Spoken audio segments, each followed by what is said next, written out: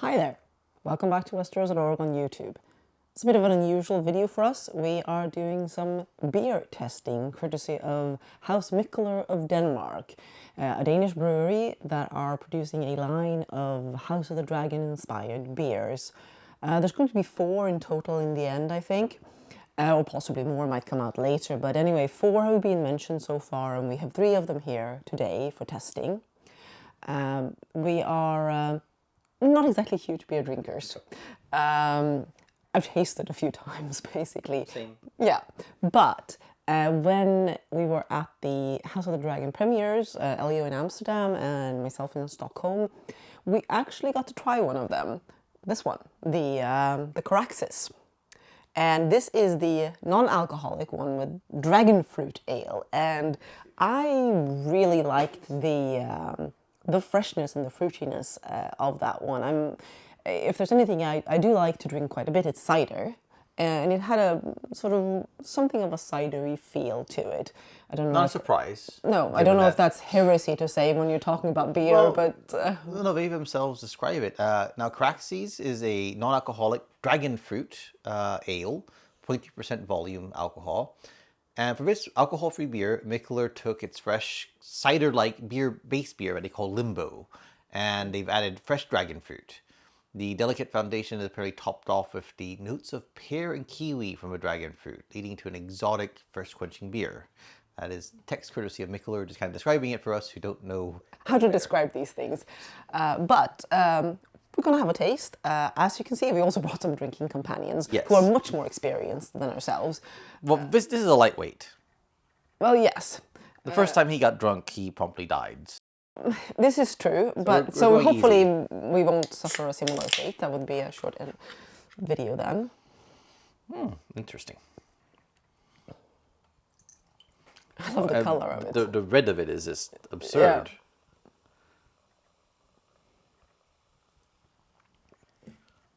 Don't want to use all of it right off. No, we'll save it for later. So you're the first test case. It's a very interesting...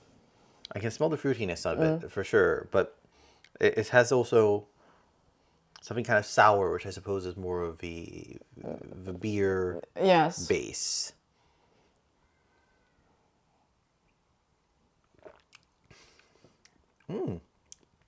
That's really interesting. Yeah. I was eating a bunch of various hors d'oeuvres at the party at the same time, so I didn't really think very much about it. I just tried it out, and it particularly has a lovely aftertaste. It does. Say. It kind of lingers a little bit.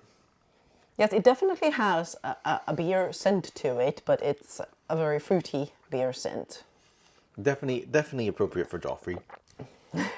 Light and fruity. Is that what you're calling Joffrey? The second beer in the series that we have is the Syrax. And Syrax is a 3.5% IPA that is made with Styrian dragon hops.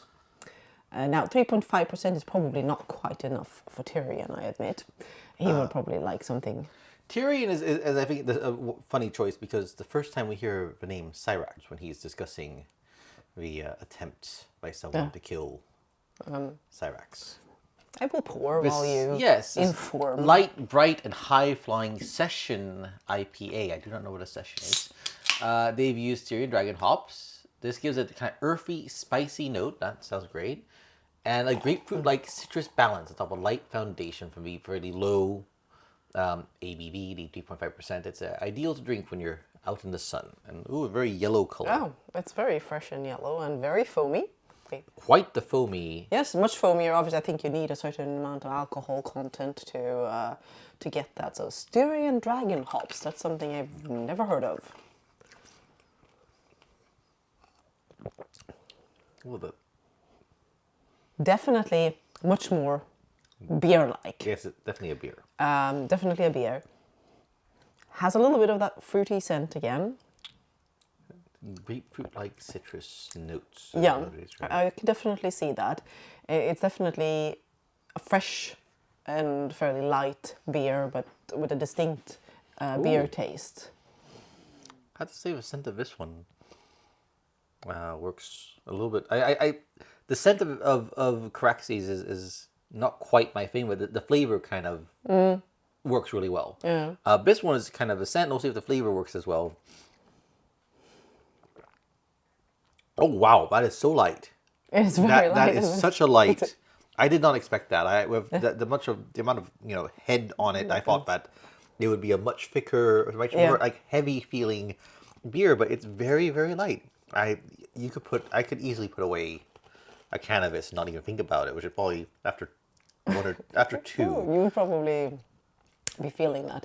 But yes, I can definitely see why they're saying that it would go well when it's warm outside, because it does have a very refreshing feel to it. Yeah, and you can definitely get the notes afterwards, the sort of grapefruit and citrus. Really interesting. I mean, if anything, this is kind of made me think, we should probably be trying out more beers instead of just making ciders. We love our Swedish ciders. If you are familiar with those, they are very fruity. But that's as much as we drink. We're kind of fruity and light in general, sort of like. So I like that one. That was very good. Definitely picking up the grapefruit, and the color is very grapefruit. Yeah. No, I can see that. One more sip. You might be fooling somebody that, I'm just drinking grapefruit juice here. Wow.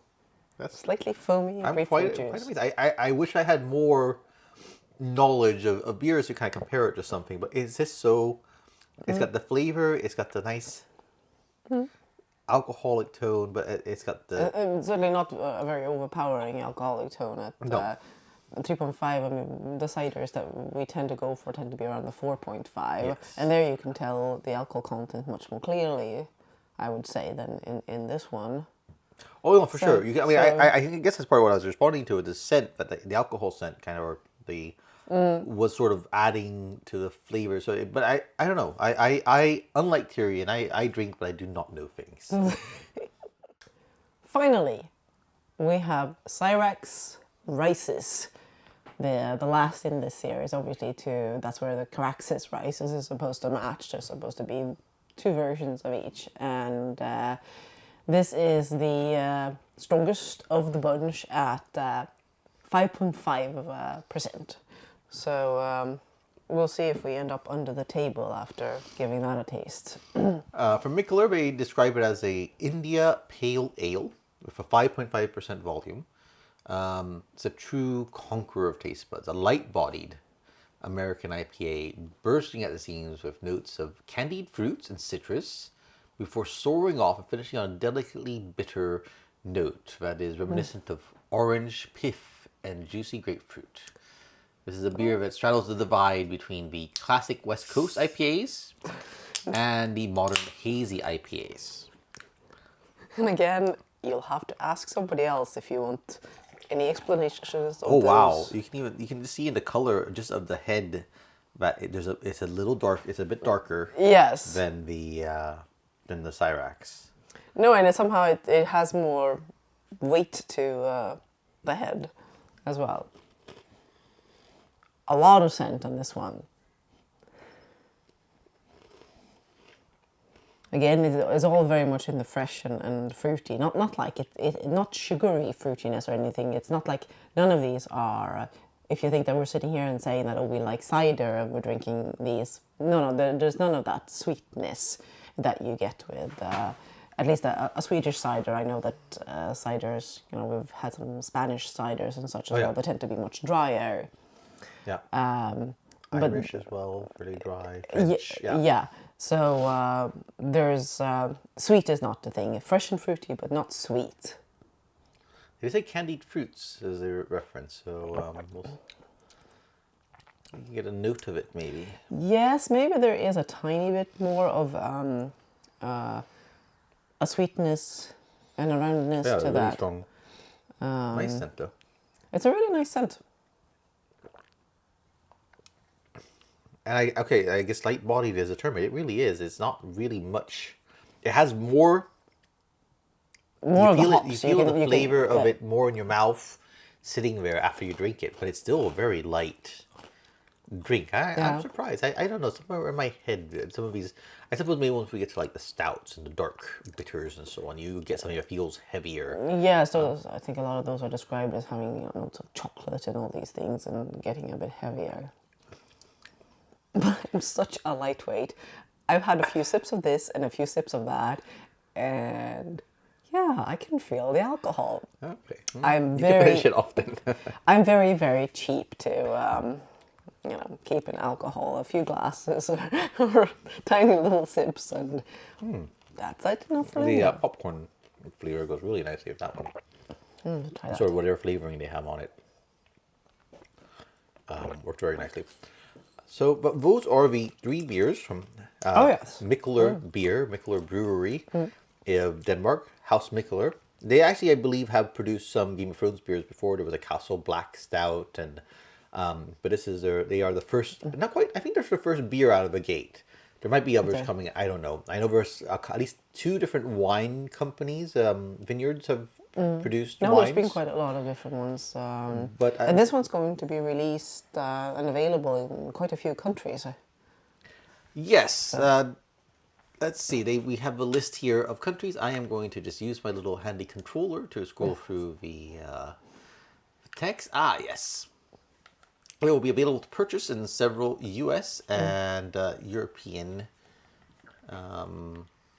markets, including Italy, France, the UK, Germany, Sweden, Denmark, Norway, and the Netherlands. And you can also buy them at the web shop at www.shop.mikkeller.dk.